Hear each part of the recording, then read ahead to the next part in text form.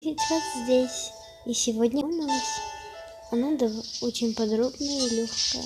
Такого узелка я начала. Это мой клубок. Достаточно нежный и острый одновременно. В наборе достаточно нежный. Ну что, покажу вам как. Вяжем по косой. Как показано на видео. Это вяжу спицами. Ну что, продолжим. Вот. Убираем крючок. Хотите приобрести? Вот так. Теперь покажу вам. Вот так вот мы собираем петлю с одной стороны, перекидываем на другую с другой стороны.